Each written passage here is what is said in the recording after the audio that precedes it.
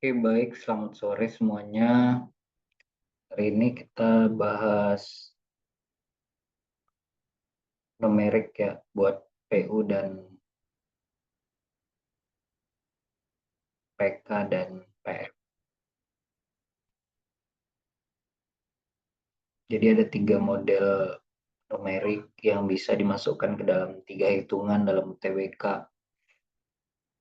Numeriknya penalaran umum, numeriknya kuantitatif, dan numeriknya penalaran matematik.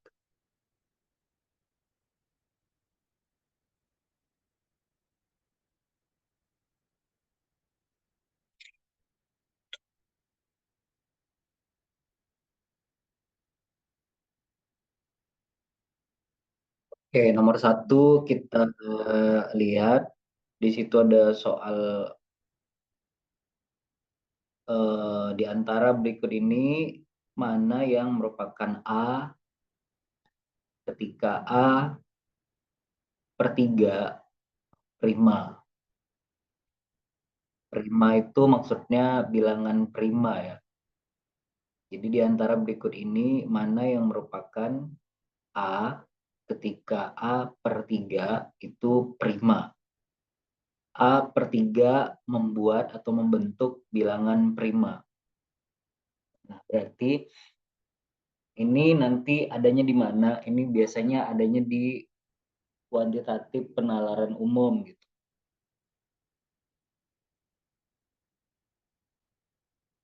Jadi kalau seperti ini, area masih banyak yang masuk. Berikut ini mana yang nilai A ketika A per 3 adalah bilangan prima. Nah, sekarang untuk menjawab ini kita garis bawahi dulu. A per 3 merupakan bilangan prima. Jadi kalau A dibagi 3 itu akan menghasilkan bilangan prima. Nah, kita harus tahu bilangan prima itu adalah bilangan apa kan gitu. Bilangan prima itu bilangan yang lebih besar dari satu dan hanya memiliki dua faktor pembagi, yaitu satu dan bilangan itu sendiri. Itu namanya bilangan prima. Jadi kalau kamu menyebutkan bilangan prima, itu nggak boleh dimulai dari satu, karena bilangan prima adalah bilangan yang lebih besar dari satu dan faktor pembaginya ada dua, yaitu satu dan bilangan itu sendiri. Jadi bilangan prima itu kita bisa mulai dari 2, 3, kemudian 5, 7, 11, dan seterusnya. Oke. Nah, jadi kalau misalkan A itu adalah bilangan prima, dan kalau A per 3 itu akan menghasilkan bilangan prima di salah satu ini, nah, maka nilai A-nya mungkin berapa?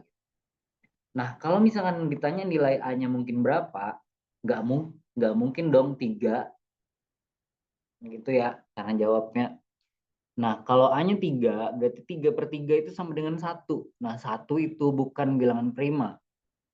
Kalau 4 per 3 itu bukan bilangan prima, karena 4 per 3 itu desimal ya, 1, 5 per 3 juga bukan bilangan prima, 6 per 3, nah maka yang mungkin adalah 6. Jadi kalau kamu masukkan, kalau A-nya 6, maka 6 per 2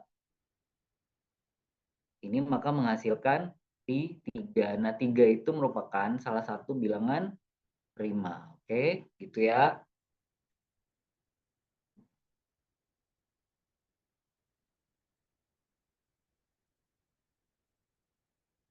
Kemudian soal kedua. Ini numeriknya dari yang mudah gitu ya sampai yang paling sulit ada di sini. Nomor satu itu kategorinya mudah ya dek. Nah, karena kita hanya mencari nilai A yang mungkin kalau dibagi 3 akan menghasilkan bilangan prima. Nah, nomor dua, jika 90 per K bulat, apakah K-nya bulat? Bulat maksudnya apa? Bulat maksudnya bilangan bulat. ya. Jadi jika 90 dibagi K atau 90 per K itu menghasilkan bilangan bulat, apakah K-nya bilangan bulat? Nah, jadi kalau misalkan 90 per K itu menghasilkan bilangan bulat, apakah K-nya harus bulat? Nah, di situ ada keterangannya dua. Jadi untuk menjawab itu kita pakai keterangannya yang satu dan kedua. K-nya lebih besar dari satu. Nah, otomatis kalau K-nya lebih besar dari satu, kita bisa buat K-nya mungkin 2, 3, 4, 5, 6, dan seterusnya. Oke? Gitu ya. Apakah K-nya lebih besar dari satu? Itu akan membuat 90 per K bilangan bulat. Apakah K-nya harus bulat gitu ya? Apakah K-nya harus bulat? Nah, kita misalkan K-nya 2. K-nya 2, 90 per K misalnya. Di sini kakak buat misalkan K-nya berapa Kak? K-nya 2, K-nya 3, K-nya 4, K-nya 5, 6, dan seterusnya mungkin. Gak usah kita coba semua, karena nanti bisa mewakili sampai di mana. K-nya harus lebih besar dari satu. Ini faktor yang pertama atau untuk menjawab keterangan nomor satu. Ketika kita buat K-nya 2, maka 90 per 2 itu menghasilkan bilangan bulat. Oke, benar. 90 per 3 menghasilkan bilangan bulat enggak? Ya. 90 per 4 menghasilkan bilangan bulat enggak? Oke. 90 per 5 menghasilkan bilangan bulat enggak? Oke, dan seterusnya ya. Jadi boleh kamu coba. Nah,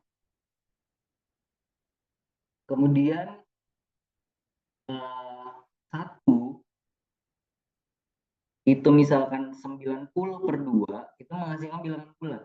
90 per 3 menghasilkan bilangan bulat. Apakah menghasilkan bilangan bulat? 90 per 4 menghasilkan bilangan bulat. Nah, maka kalau kita coba 90 per 2 menghasilkan bilangan bulat, ya ini hasilnya 45 ya. Nah, 90 per 3 menghasilkan bilangan bulat, iya ini hasilnya 30. 90 dibagi 4, apakah menghasilkan bilangan bulat?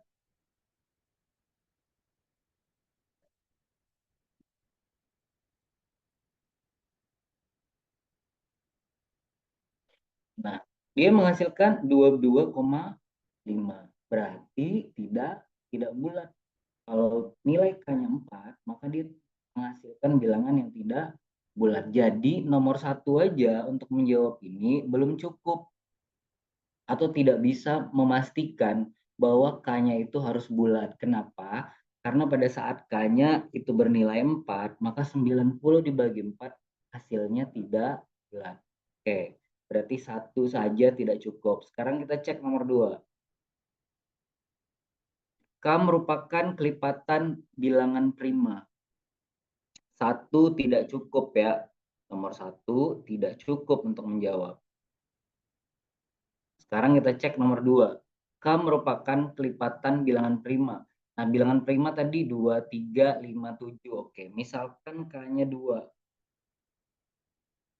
K-nya 2, kelipatannya 4, 6, 8, 12, dan seterusnya. Atau K-nya misalkan kita mulai dari 3. 3, 6, 9, 12, dan seterusnya. Atau K-nya kita misalkan 5, 10, 15, 20, dan seterusnya. Nah, kalau misalkan K merupakan kelipatan bilangan prima, misalkan 2, 4, apakah menghasilkan bilangan bulat ketika 90 per K menghasilkan bilangan bulat? Nah, di sini ketemu lagi 4. Kan gitu. Jadi K-nya kelipatan bilangan prima, misalkan kelipatan 2, 2, 4. Nah, jadi kalau misalkan K di sini 4, kita masukkan 90 per 4, maka hasilnya tetap 22,5, tidak bulat. Nah, nggak usah diwakilin semua ya. Jadi kalau udah coba yang pertama ini, dari K bilangan primanya 2, 4, 6, 8, 12, nah ketemu 90 per 4 itu 22,5 dan tidak bulat ya. Jadi 2 juga tidak cukup untuk menjawab. Apakah 1, 2 cukup? Enggak, maka 1 dan 2 tidak cukup untuk menjawab pertanyaan ini.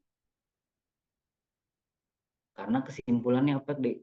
Kesimpulannya adalah K-nya enggak harus bulat. Jadi K tidak harus bilangan bulat. Misalkan kakak buat 90 per 0,9. Apakah 0,9 ini bilangan bulat? Enggak. Tapi ketika K-nya itu kita buat 0,9, maka ini akan menghasilkan bilangan bulat. Hasilnya berapa? 9, ya enggak?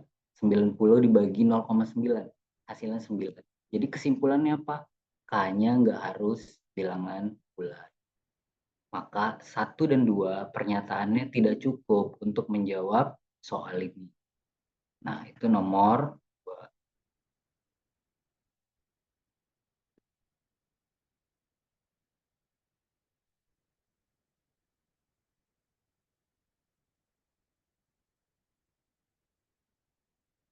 Oke, sekarang kita lanjut nomor 3.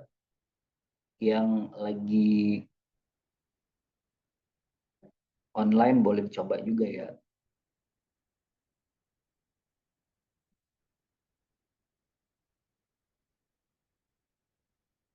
Oke, sekarang lihat nomor 3.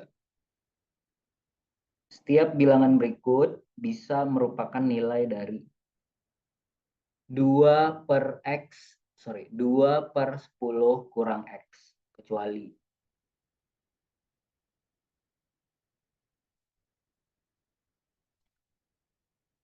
Kakak ulang, setiap bilangan berikut, bilangan yang mana Kak? Yang di option A, B, C, D, E.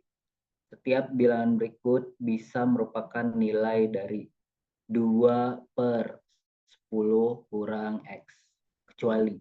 Artinya mana bilangan yang tidak bisa menjadi nilai dari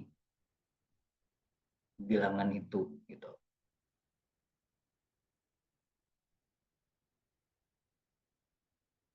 Bisa.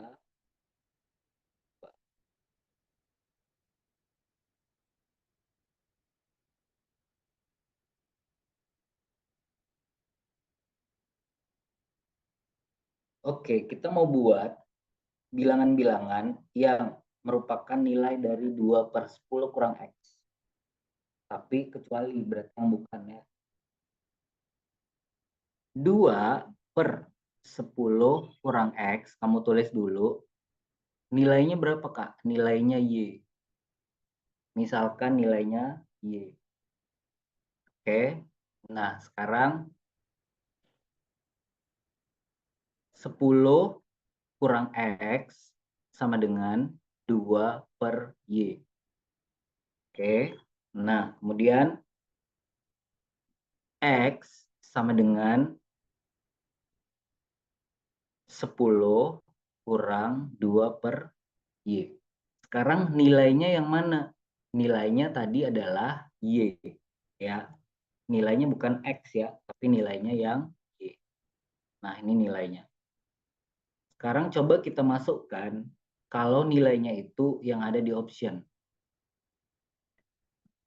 Kalau Y-nya 1, kalau Y-nya 1/10 misalnya. Jika Y-nya sama dengan 1/10, maka kamu pasti dapat nilai X. Kalau Y-nya 1/10, maka nilai X-nya berapa?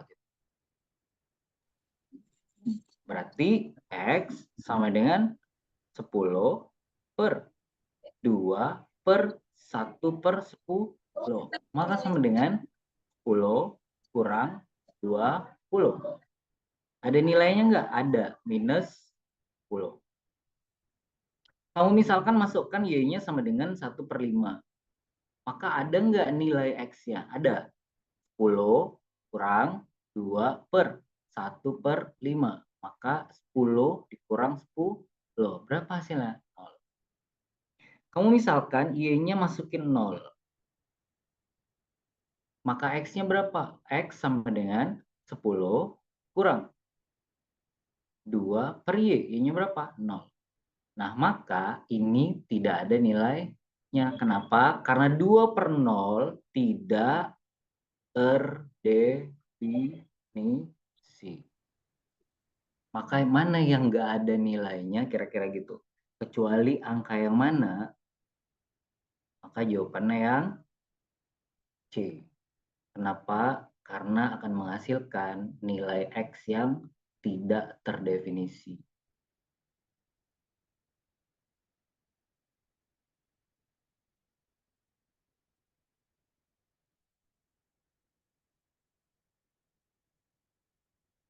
Nomor 4.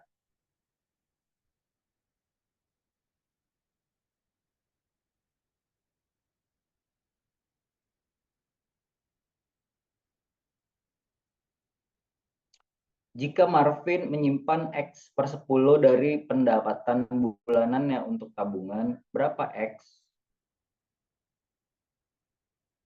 Sekali lagi, jika Marvin menyimpan X per 10 dari pendapatan bulanannya untuk tabungan, berapa nilai X gitu? Maka kita bisa menjawab dari dua pernyataan. Pernyataan 1 dan pernyataan 2. Dia menyimpan X per 10 dari pendapatannya, itu simpanannya. X-nya berapa? Oke, sekarang kita coba pakai pernyataan 1. Apakah pakai pernyataan 1 kita bisa mengetahui nilai X? X itu apakah? X itu adalah tabungannya gitu ya. Nah, maka Marvin menyimpan 10% dari pendapatannya. Marvin menyimpan 10% dari pendapatannya. Sekarang kita buat 10% dari pendapatannya. Pendapatannya berapa?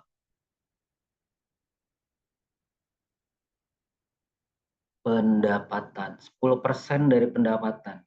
Di soal, pendapatannya nggak ada. Karena pendapatannya nggak ada, maka kita nggak bisa tahu berapa yang disimpannya. Maka pendapatannya itu tidak diketahui. Maka ini tidak ada. Dia hanya mengatakan Marvin menyimpan 10% dari pendapatannya. Maka 1 tidak bisa menjawab pertanyaan ini. Sekarang ke pernyataan kedua. Pendapatan Marvin 25 juta per bulan. Apakah kalau pernyataan kedua bisa mengetahui berapa tabungan Marvin? Kalau pendapatannya 25 juta, sekarang kita pakai yang kedua ya. Maka tabungannya berapa? Jadi X itu apa? X itu tabungannya. Maka kita tinggal masukin X per 10 sama dengan 25 juta dibagi 10. Kan gitu ya.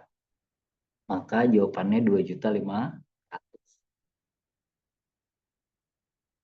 Ini adalah tabungannya. Nah, berarti berapa Marvin menyimpan X per 10 dari pendapatan bulanannya untuk tabungan. Berapa X? Maka dari pernyataan 2, kita bisa mengetahui berapa nilai X. Maka X-nya adalah 2.500.000. Jadi pernyataan 2 saja cukup untuk menjawab. Pernyataan 2 cukup untuk menjawab. Tapi pernyataan 1 tidak.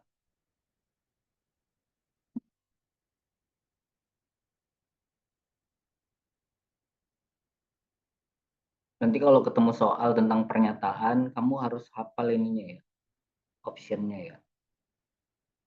Kapan pernyataan satu saja cukup, kapan pernyataan dua saja cukup, atau mereka harus bersama-sama satu dan dua, atau mereka satu dan dua tidak cukup untuk menjawab. Harus dilihat optionnya. Ini tadi optionnya di atas, jadi kakak buat aja kayak gitu.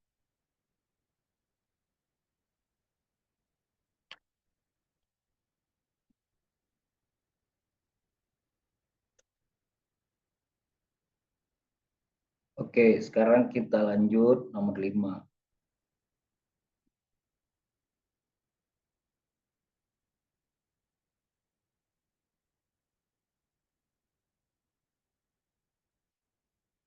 Nomor 5. Berapa 0,3 dari X? Sorry, berapa 0,3 dari Z?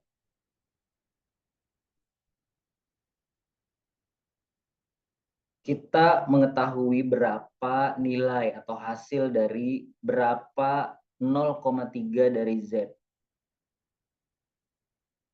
dengan menggunakan dua pernyataan. 0,0008 adalah 0,2 dari Z dan 0,01 dari Z adalah 0,0004. Kesimpulannya gimana? Kesimpulannya, kalau kita ingin mengetahui berapakah 0,03 dari Z, artinya apa? Artinya kamu harus nalar dulu. Harus tahu nilai Z-nya. Kalau nilai Z-nya tahu, maka kita bisa cari hasil dari 0,03 dari Z. Nah, sekarang bagaimana cari nilai Z-nya? Dengan menggunakan pernyataan satu. Apakah menggunakan pernyataan satu kita bisa mengetahui nilai Z? Oke, sekarang kita cek. 0,0008 adalah 0,2 dari Z. 0,0008 itu hasil dari 0,02 dari Z. Berarti kita buat 0,02 Z dari itu kali sama dengan 0,0008. Oke, sekarang kita buat lagi, maka Z sama dengan 0,0008 per 0,02. Maka hasilnya berapa? Hasilnya adalah 0,04. Oke, gitu ya. Berarti dengan menggunakan pernyataan satu, kita bisa mengetahui nilai Z-nya. Berarti pernyataan satu bisa untuk menjawab berapa nilai Z. Sekarang kamu cek pernyataan 2. Dengan cara yang sama, apakah kita bisa tahu nilai Z-nya dari pernyataan 2? Kita cek lagi. 0,01 dari Z, nah, 0,01 dari Z kali itu adalah 0,0004. Oke. Maka dapat nih nilai Z-nya. Z sama dengan 0,0004 per 0,01. Maka hasilnya 0,04. Pernyataan 2 juga bisa mengetahui berapa nilai Z-nya. Maka kalau pernyataan 1 bisa untuk mendapatkan nilai Z dan pernyataan 2 juga bisa untuk mendapatkan nilai Z, maka jawabannya adalah yang coba kita cek. Pernyataan 1 saja cukup untuk menjawab pertanyaan, tapi pernyataan 2 saja tidak cukup. B. Pernyataan 2 saja cukup untuk menjawab pernyataan, tapi pernyataan 1 saja tidak cukup. C. Dua pernyataan bersama-sama cukup untuk menjawab pernyataan, tetapi satu pernyataan saja tidak cukup. C. Pernyataan satu saja cukup untuk menjawab pernyataan, dan pernyataan 2 saja cukup. Berarti kita jawab yang 1 juga cukup, 2 juga Cukup, berarti yang D.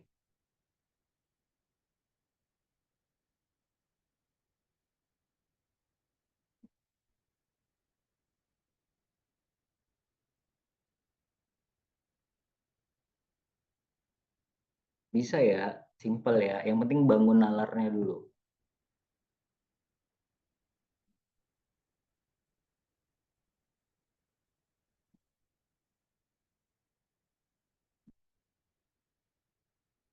Sekarang nomor 6. Makin lama makin susah.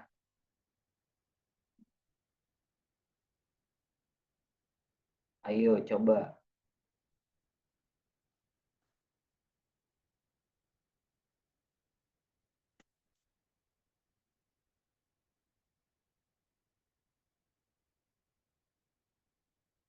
Jika X dan Y bilangan bulat X-nya lebih kecil dari 7 dan X-nya lebih besar dari 1. Dan Y-nya lebih kecil dari 4 tapi lebih besar dari 3. Pertanyaannya, berapa nilai X per Y yang mungkin?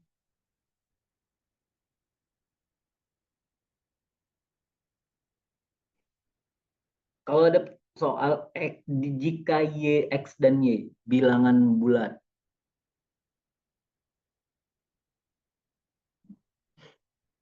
kan gitu.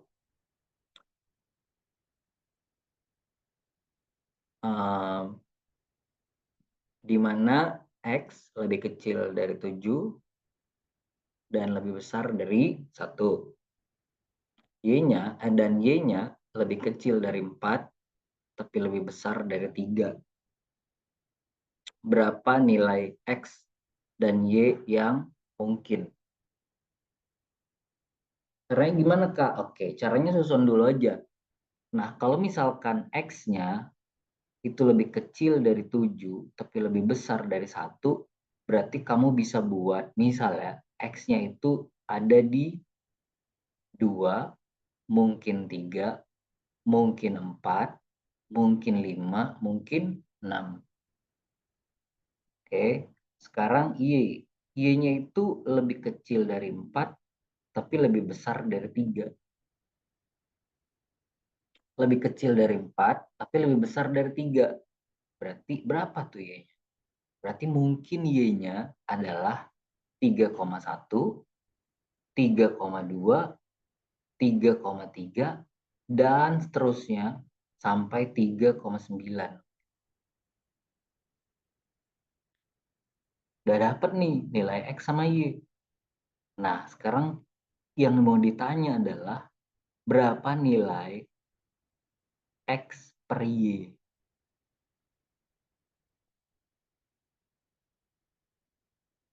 Nilai X per Y minimum. Misalkan kakak buat, Kak, kalau X-nya 2,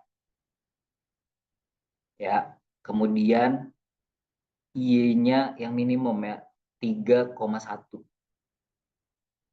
Maka ini kita buat 2/3,1. Kan begitu. 2/3,1 itu 0,64. Ini yang minimum. Atau yang maksimum, Kak. Kalau misalkan X-nya 2, Y-nya maksimum 3,9 di sini ya. Maka kamu bisa coba 2/3,9 itu adalah sekitar 0,5 ya.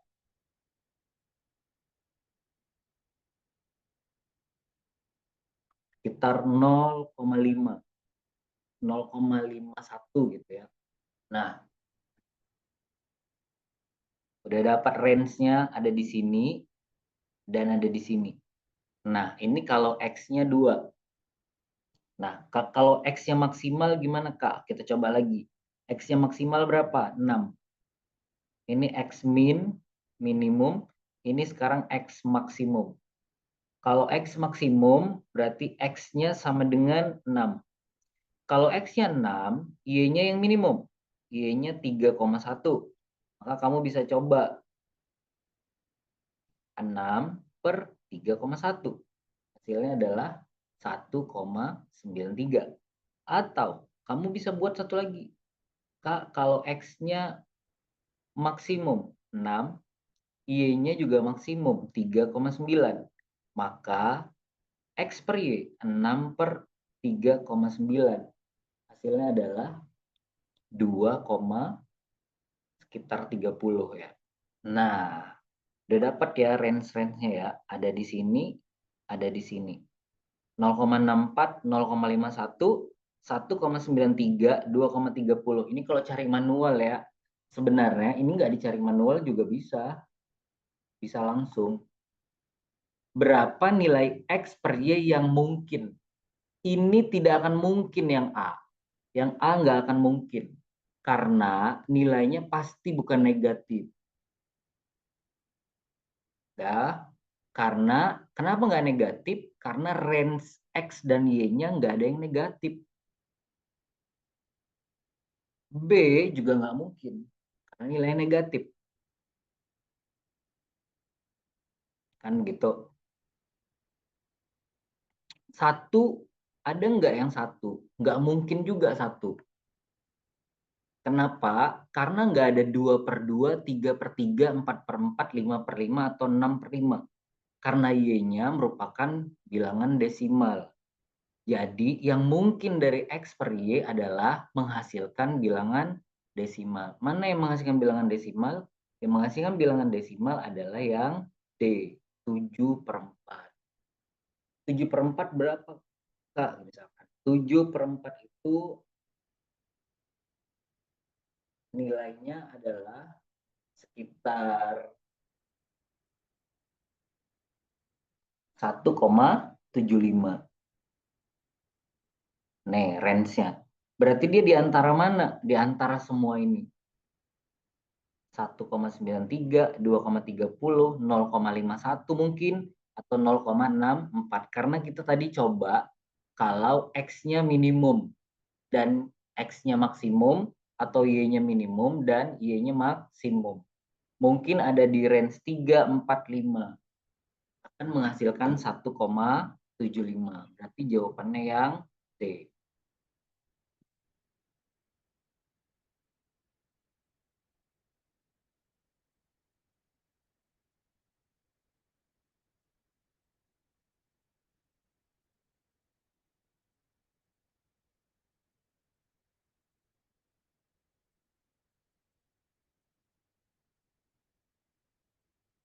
Oke, kita lanjut.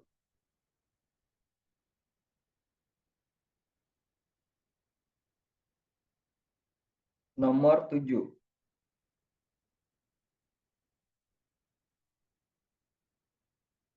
Nilai dari nilai 14X tambah 15Y yang memenuhi sistem persamaan 1 per X tambah 1 per Y sama dengan 10 dan 5 per Y kurang 3 per 5 sama dengan 26. Ada berapa nilainya 14X dan 15Y? Dari mana kita tahu nilainya? Berarti kita harus mendapatkan nilai X dan Y-nya dari dua persamaan yang disajikan. Oke, sekarang kita cek.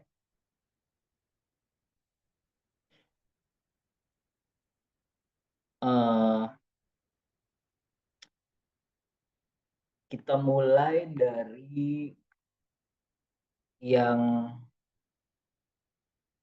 ini dulu ya. Sepertinya ini bisa langsung dapat Y-nya. Nah, sekarang kakak mulai dari 5 per Y kurang 3 per 5 sama dengan 26. 5 per Y kurang 3 per 5 sama dengan 26. Ikutin ya. Sekarang 3 per 5-nya kakak pindahin ke kanan. Oke guys. Jadi ini kakak pindahin ke sini. Maka hasilnya adalah 5 per Y tambah 5 per Y sama dengan 26 tambah 3 per 5. Bisa ya? Nah, kemudian samain penyebutnya. 5 per Y sama dengan 26 dikali 5. 130 ditambah 3 per 5. Kemudian kali silang. 5 kali 5, 25 sama dengan Y kali 130. 130 Y ditambah 3 kali Y. 3 Y. Maka buat lagi. 25 sama dengan 133 Y. Maka nilai Y-nya sama dengan 25 per 133. Nah, sekarang kita udah mendapatkan nilai Y. Kalau Y-nya sudah dapat, maka kita cari nilai X-nya. Dari mana? Dari yang pernyataan yang persamaan yang pertama. 1 per X ditambah 1 per Y sama dengan 10. Y-nya tadi sudah dapat 25 per 133. Sekarang kakak buat 1 per X ditambah 1 per 25 per 133 sama dengan 10. Nah, 1 per X, ikutin ya, tambah. Ini 1 per 25 per 133 itu adalah 133 per 25. Sama dengan 10. Ini yang 133 per 25 kakak pindahin ke kanan. Jadinya kurang ya. Maka 1 per X sama dengan 10 dikurang 133 per 25. 1 per X. Sorry. 1 per X sama dengan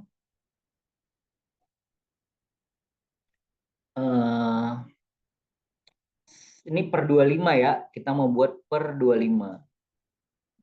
25 kali 10, 250 dikurang 133. Maka lanjutkan ke atas. 1 per X sama dengan 177 per 25. Kita kali silang ya. Maka X sama dengan 25 per 170. Sekarang Y-nya udah dapet, X-nya juga dapet. Masukkan ke 14X. Maka nilai dari 14X tambah 15Y sama dengan, nah, gitu ya. 14 X-nya berapa? X-nya masukkan 25 per 177 ditambah 15. Y-nya berapa? Y-nya 25 per 133. 14 kali 25. 350 per 177 ditambah 15 kali 25.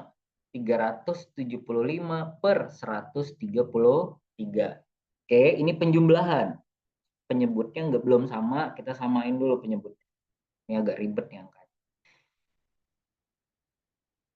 Kita samain penyebutnya berarti 350 kali 133 ditambah 375 kali 177 per 117 kali 133. Maka ini hasilnya adalah 90.425 per 15.561. Maka ini kita bagi hasilnya 7. 177 ya. Yang mana? Oh, ya, sorry. 117 ya. Ya, salah tulis kakak. Maaf. Iya. Makasih udah diingatin. Salah tulis ya. Ah,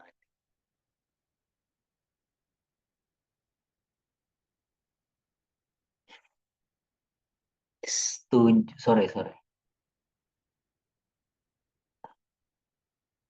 Ini nggak bisa dihapus lagi nih, karena ada whiteboard. Oke. Maka hasilnya 7. Berarti jawabannya yang C.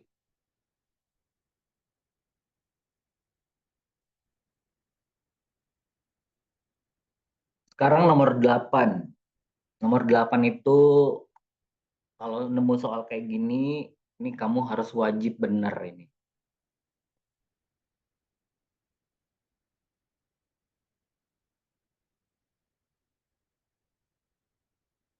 1/akar X tambah 1/akar X dikuadratkan. Sama dengan hasilnya berapa? Gitu.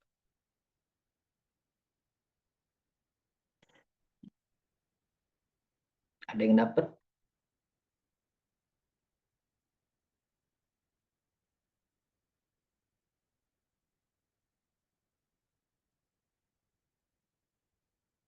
Ya, bagus. Mantap.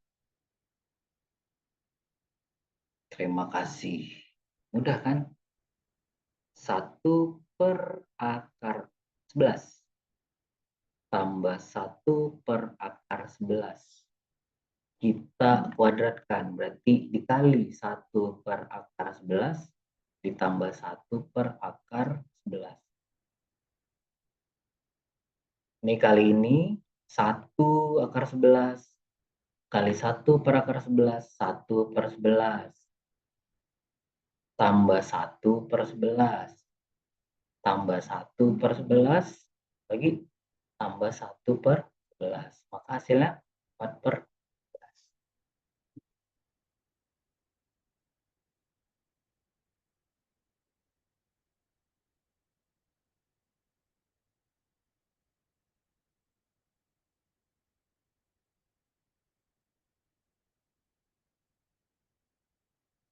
Bisa ya, simple ya.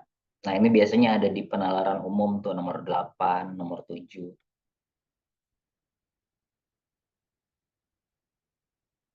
Kalau nomor 9 adanya di pengetahuan kuantitatif tuh biasanya. Jika X kuadrat ditambah BX ditambah 26 sama dengan 8, berapa nilai B-nya? Nah, untuk mengetahui nilai B-nya berapa, menggunakan dua pernyataan seperti biasa. X tambah 9 merupakan salah satu faktor dari X kuadrat tambah BX tambah 26 sama dengan 8. Apakah menggunakan pernyataan satu, kita bisa mengetahui berapa nilai B-nya? Oke, sekarang kita bahas.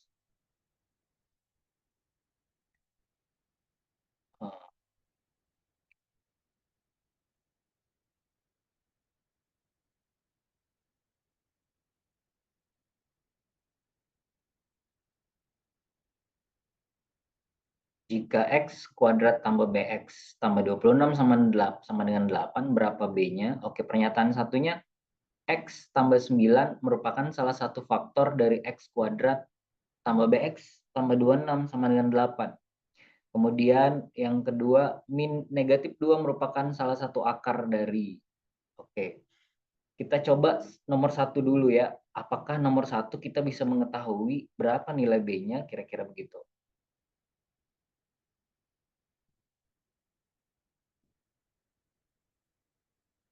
X kuadrat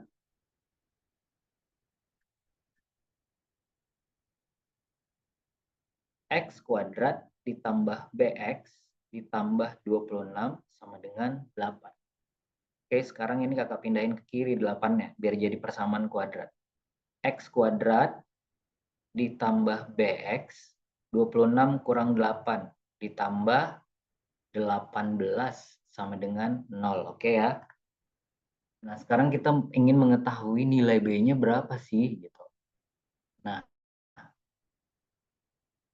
katanya di nomor 1, nah, di pernyataan 1 ini, X tambah 9 itu salah satu faktor dari X kuadrat tambah BX tambah 26 sama dengan 8. Kalau misalkan X tambah 9 salah satu faktornya, apakah kita bisa mengetahui berapa nilai B-nya? Nomor satu, belum cukup untuk mengetahuinya. Kenapa? Karena kalau misalkan kita mau kaliin 18 itu, misal ya, kalau mau buat B-nya kira-kira berapa kalau dikalikan dengan C hasilnya 18. Mungkinnya kan ada dua nih. X tambah 9 dan X tambah 2. Gitu ya. Bisa jadi X-nya negatif 9 atau bisa jadi X-nya negatif 2. Nah, di sini di pernyataan nomor 1 dia bilang X tambah 9 itu salah satu faktornya. Berarti kalau X tambah 9 salah satu faktornya, berarti faktor yang lain adalah X tambah 2. Jadi mungkin B-nya adalah negatif 9 dan negatif 2. Kan gitu ya. Mungkin nilai B-nya adalah negatif 9 atau negatif 2. Jadi pernyataan satu aja nggak cukup untuk menjawab berapa nilai B.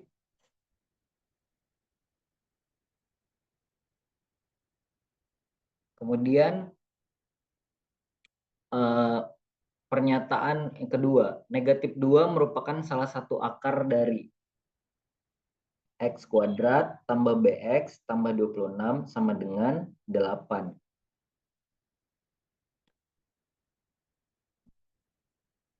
Pernyataan 2, dia mengatakan bahwa negatif 2 salah satu akarnya, berarti X-nya sama dengan negatif 2. Berarti kalau X-nya negatif 2, salah satu X yang lain pasti negatif 9. Nah, dari pernyataan 2, apakah dari pernyataan 2 kita bisa mengetahui berapa nilai B-nya? X-nya negatif 2. Kalau X-nya negatif 2, maka X yang lain adalah negatif 9. Pernyataan 2 saja juga nggak cukup untuk menjawab berapa nilai B. Tapi kalau kita gabungkan pernyataan 1 dan pernyataan 2, maka di pernyataan 1 tadi mengatakan bahwa X tambah 9. Berarti X yang lain adalah X tambah 2. Nah, di pernyataan 2, X-nya salah satu akarnya X sama dengan negatif 2. Maka akar yang lain adalah X sama dengan negatif 9. Maka dari sini kita bisa tahu bahwa nilai B-nya adalah negatif 2 atau negatif 9. Berarti dua pernyataan bersama-sama cukup untuk menjawab pernyataan, tapi satu aja nggak cukup gitu ya.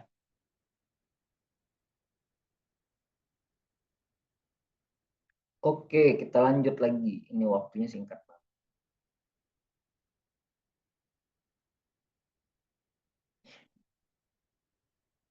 10. Suatu bengkel mempekerjakan 7 pegawai. Oke. Suatu bengkel mempekerjakan 7 pegawai. Bengkel memberi gaji masing-masing 190 juta untuk 4 pegawai, 150 juta 2 pegawai, dan 120 juta pada seorang pegawai. Rata-rata gaji ketujuh. Udah kayak ini simpel sih, cuman angkanya agak banyak karena jutaan ya. Maka kalau kita mau mencari rata-rata, rata-rata sama dengan total ya. 4 pegawai dikali 190 ditambah 2 pegawai dikali 150 juta ditambah 1 pegawai dikali 120 juta per total jumlah pegawai 7. Maka rata-ratanya sama dengan 4 kali 190 itu adalah 760 juta ditambah 300 juta ditambah 120 juta dibagi 7. Maka hasilnya adalah 760 tambah 300 itu 106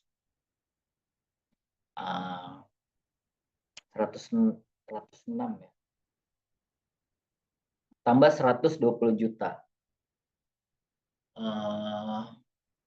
Berarti 1.180 juta. Jadi per 7 sama dengan 168,5 juta.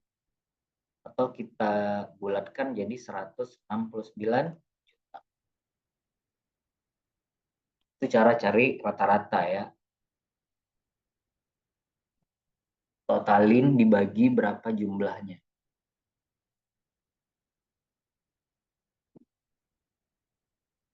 Nomor 11, jumlah dari suatu himpunan bilangan adalah 465. Berapa rata-ratanya? Sama, ini mencari rata-rata juga. Nah, untuk mencari rata-rata kita menggunakan dua pernyataan lagi. Jumlah suatu himpunan bilangan adalah 465. Jumlahnya nih. Berapa rata-ratanya? Nah, yang pernyataan nomor 1, terdapat 6 bilangan di himpunan itu. Apakah menggunakan pernyataan 1 kita bisa menjawab berapa rata-ratanya? Di sini ada 6 bilangan himpunan. Berarti ada 6 bilangan ya. Nah, berarti kita bisa dapat nih rata-ratanya. Kenapa? Karena jumlah semua himpunannya adalah 465. Maka rata-rata sama dengan jumlahnya semua. 465 dibagi 6. Maka dapatnya 77,5. Berarti 1 cukup untuk mendapatkan rata-ratanya. 1 saja cukup. Oke. Berarti jawabannya antara A atau D. 1 saja cukup. Sekarang kita cek nomor 2. Bilangan terbesar di himpunan adalah 122 dan bilangan terkecilnya 14. Nah, di sini hanya disajikan 2 bilangan terkecil dan terbesar, tapi tidak diberitahu berapa jumlah bilangannya. Kalau kita nggak tahu berapa jumlah bilangannya, maka kita nggak tahu pembaginya berapa. Oke, maka 2 tidak cukup. 1 saja cukup untuk menjawab, tapi 2 saja nggak cukup. Berarti yang D. Maaf. Berarti yang A ya. 1 saja cukup untuk menjawab, tetapi 2 saja tidak.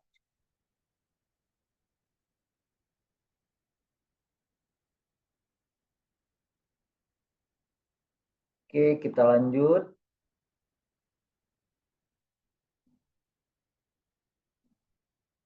Nomor 12. Oke, aduh ini gak hapus ya. Z tambah 45.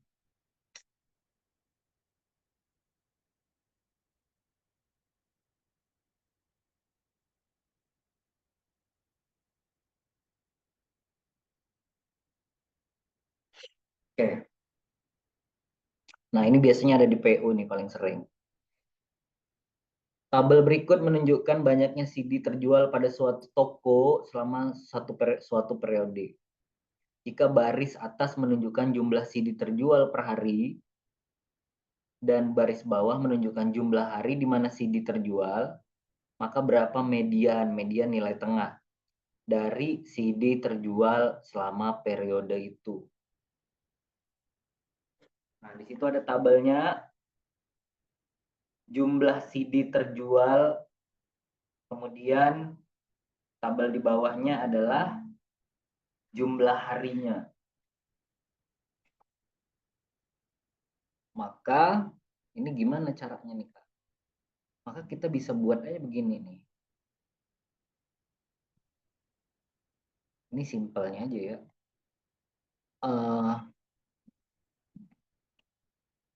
Kita cari total hari. Total harinya dulu ya. 8 tambah 6 tambah 5 tambah 7 tambah 4 sama dengan 14 19 tambah 11. 30 hari. Oke. Nah, kemudian di situ kan diurutkan begini. Yang 8 hari itu yang selama 8 hari itu ada perharinya itu ada 45 CD yang terjual. Kemudian selama 6 hari itu perharinya itu ada 51. Kalau kita mau, nah di sini kamu harus pinter-pinter nih garis bawahin soalnya. Yang ditanya kan gini, median dari CD terjual. Berarti kalau dia median dari CD terjual, kita fokusnya yang di atas, oke? Nah, kalau median dari CD terjual, kita urutkan dulu. Caranya adalah urutkan CD terjual dari yang terkecil sampai terbesar.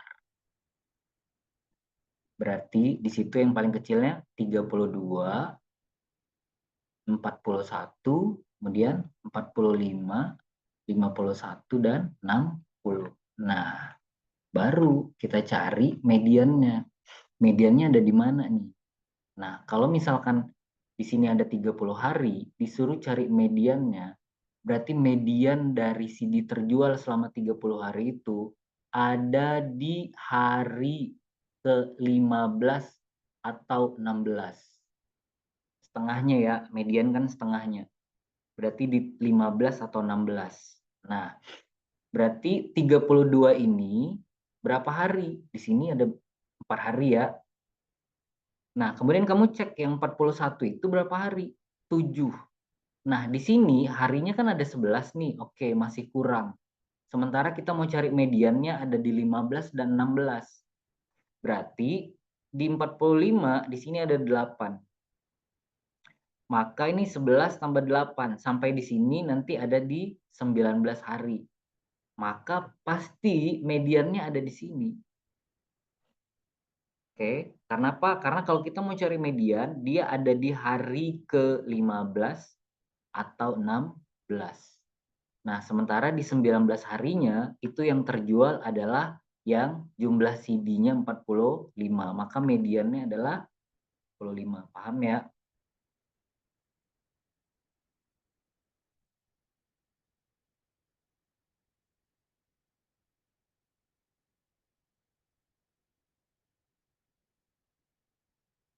Oke, 13. Oke, kita ngebut nih.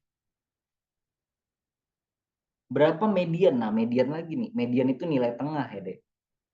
Kalau dia ganjil, kalau dia ganjil berarti nilai paling di tengah. Kalau dia genap berarti 2 di tengah dibagi 2. Berapa median himpunan A? Oke, menggunakan pernyataan 1 dan 2. Apakah pernyataan 1 cukup untuk mengetahui median dari himpunan A? Kita cek. A mengandung 3 bilangan bulat. Nah, tidak tahu nilainya berapa. Jadi 1 saja tidak cukup. 3 bilangan bulatnya berapa? Nggak tahu. Maka 1 nggak cukup untuk menjawab. 1 saja tidak cukup. Nah, kemudian yang kedua. Rata-rata dan modus dari A sama-sama bernilai 4. Rata-ratanya 4, modusnya 4. Rata-rata itu total seluruh bilangan ya, total seluruh bilangan, modusnya adalah bilangan yang paling sering muncul gitu ya. Nah, masalahnya kalau kita menggunakan pernyataan 2 saja untuk menjawab ini juga tidak cukup. Kenapa? Tunggu aku cek dulu. Rata-rata dan modus dari A, oke, sama-sama bernilai 4. Rata-ratanya 4. Nah, 2 aja nggak cukup untuk menjawab. Maka kita menggunakan 1 dan 2. Kenapa 2 aja nggak cukup? Karena tidak tahu jumlah bilangannya. Tidak cukup karena tidak diketahui jumlah bilangannya tidak ada. Tapi kalau kita gabungkan nih, 1 dan 2, itu bisa untuk menjawab mediannya. Nah, kata si A himpunannya berapa? A, B, C. 3 ya. Kemudian rata-rata dan modusnya adalah sama bernilai 4. Modus itu berarti ada 2 yang bernilai 4. Misalkan kakak buat modusnya 4. Nah, misalkan kalau modusnya 4, A sama dengan B sama dengan 4. Berarti ini bisa dibuat 4, 4X. Oke. Nah, kemudian kalau kita mau cari rata-rata sama dengan total gitu ya, per jumlah. Rata-ratanya berapa? 4 sama dengan 4 tambah 4 tambah X per 3, benar nggak? Nah, berarti 4 kali 3, 12 sama dengan 8 tambah X. X sama dengan 12 kurang 8 sama dengan 4. Nah, maka mediannya berapa? Mediannya 4. Berarti nanti kalau X-nya 4, nanti kita bisa susun gimana nih? 4, 4, 4. Median mana? Jadi untuk mengetahui berapa mediannya, kita menggunakan 2 pernyataan. 1 dan berarti 2 pernyataan bersama-sama cukup, berarti C.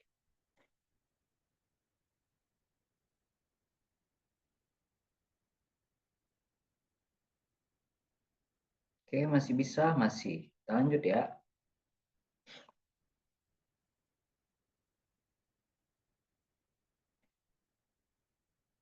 2, 3, 4, 5, 6. 14.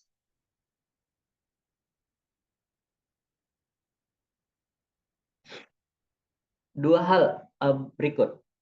1, bilangan prima berjiji tunggal. 2, faktorisasi prima dari 84. Jika suatu himpunan bilangan dibangun dengan menggunakan bilangan di atas, berapa modusnya? Oke, modus ya. Modus itu apa? Bilangan atau angka yang paling sering muncul. Oke, sekarang dari 2 hal ini kita mau bisa nggak kita jawab berapa modusnya antara ini? Kita susun dulu yang A. Bilangan prima berdigit tunggal. Prima berdigit tunggal 2, 3, 5, 7. Oke. Ini ya. 2, 3, 5, 7.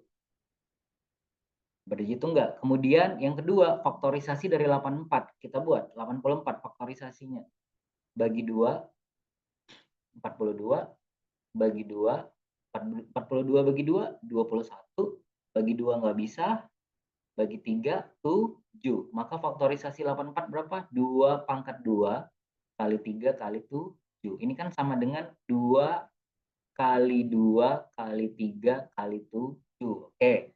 Nah, sekarang kita udah dapat ini himpunannya. Himpunannya apa aja, Kak? Himpunannya yang ini. Maka himpunannya adalah 2, 2, 3, 7. Maka dari sini ketahuan mana modusnya. Modusnya yang mana? Angka yang paling sering muncul, yaitu 2.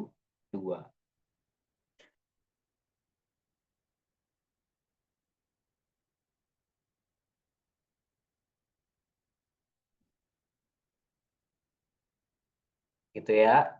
Oke, kita lanjut lagi. Masih ada waktu. Nomor 15. Z. Oh, ini di sini ya. Ini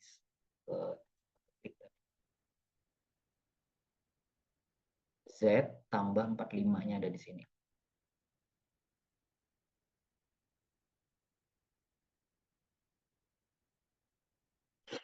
Perhatikan gambar berikut berapa nilai Z. Nilai Z-nya berapa, guys? Oke, nilai Z-nya adalah, gimana caranya supaya kita tahu nilai Z? Ini kan titik pusat ya. Kira-kira itu titik pusatnya atau titik temu ya. Ini, nah ini kan kalau misalkan pusatnya di sini, Ini kan kakak buat ini setengah lingkaran dong ya. Maka setengah lingkaran itu nilainya 180 derajat. Berarti kita bisa buat 5W tambah 4W sama dengan 180. Ya.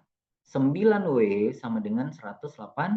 Maka W sama dengan 180 per 9 sama dengan 20.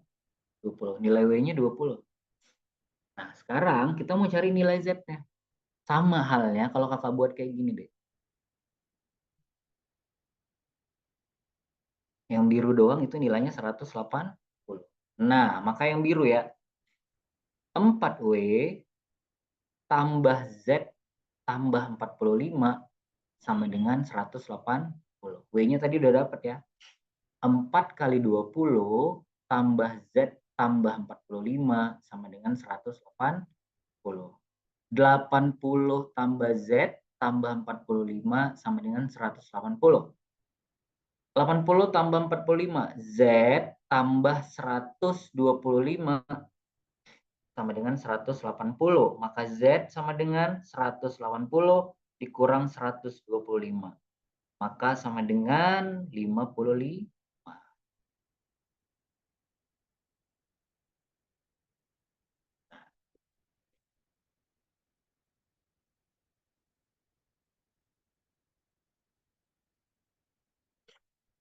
Oke, dikit lagi ya.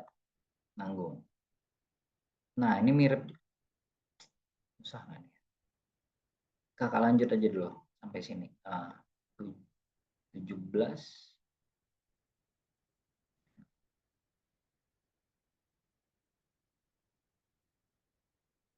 Oke, 1920 aja ya, biar nggak pakai pernyataan.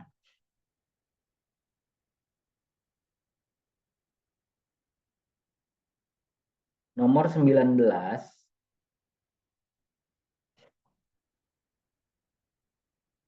Nah, nomor 19 itu pilihan, ada pilihannya. Dua lukisan persegi panjang R dan S. Oke, langsung kita buat ada dua lukisan persegi panjang R dan S. Oke. Ini R, yang ini S. Luas lukisannya sama. LR sama dengan LS. Lukisan R berukuran 2 kali 6. Oke, 26 ya. Kemudian lukisan L memiliki tinggi 4. Oke. Berapa lebarnya berarti X. Di sini kita cari ya. Nah, LR sama dengan 6 kali 2 sama dengan 12 kaki. Oke. Nah, maka LS-nya berapa? 12 kaki juga ya, Dek.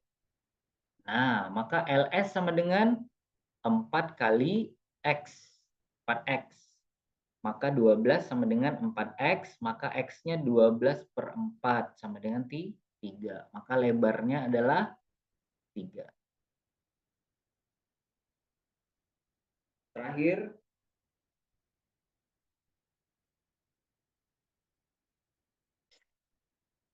sebuah kebun berbentuk trapesium siku-siku dengan panjang sisi. Oke, sekarang kita buat trapesium siku-siku. Aduh, gimana? Ini enggak. Oke, kakak buat gini aja ya. Nah, dengan panjang sisi sejajar 18 dan 27. Oke, kita buat. Ini 18 meter, yang ini 27 sisi sejajar. Serta panjang sisi siku-sikunya 12 meter. Ini 12 meter siku-sikunya di sini ya. Di sekeliling kebun akan dibuat pagar dengan biaya 50.000 per meter. Oke. Manakah hubungan yang benar antara kuantitas P dan Q berikut berdasarkan informasi yang diberikan? P itu biaya yang dibutuhkan untuk pembuatan pagar. Berarti kita cari P-nya itu biayanya berapa. Nah, kalau kita mau cari biaya, nah di sini kan dia buat gini.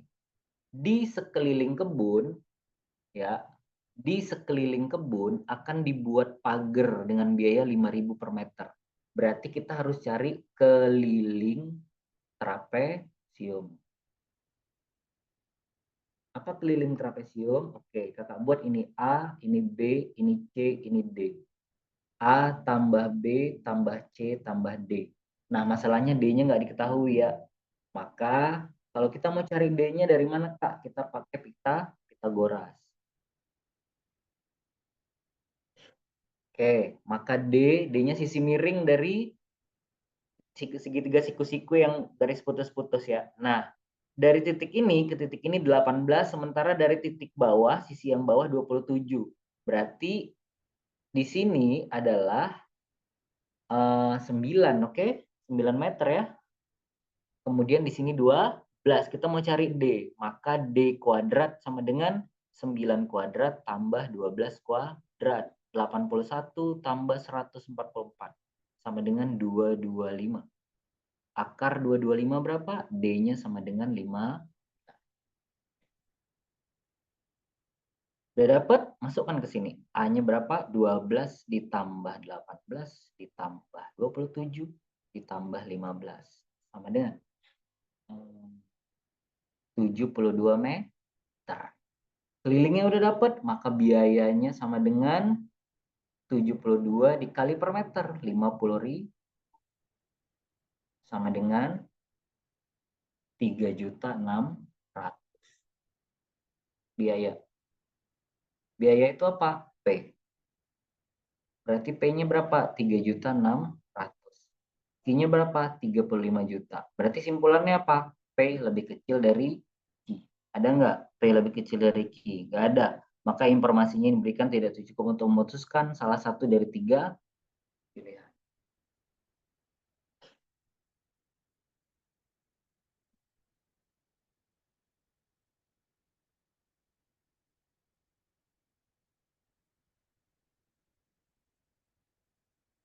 Bisa ya, ini namanya menghitung simple atau menghitung santai-santai.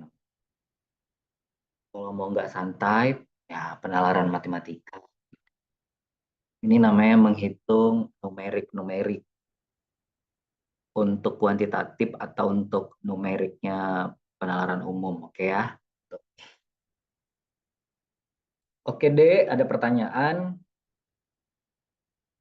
Wah ini rame nih, anak triple one ya.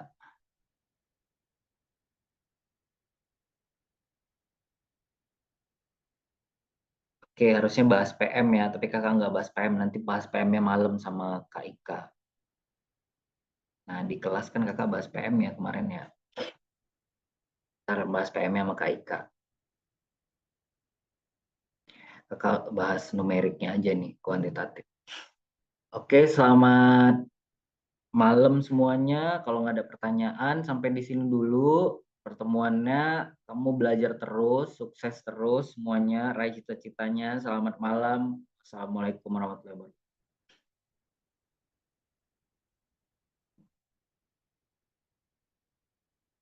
Ya,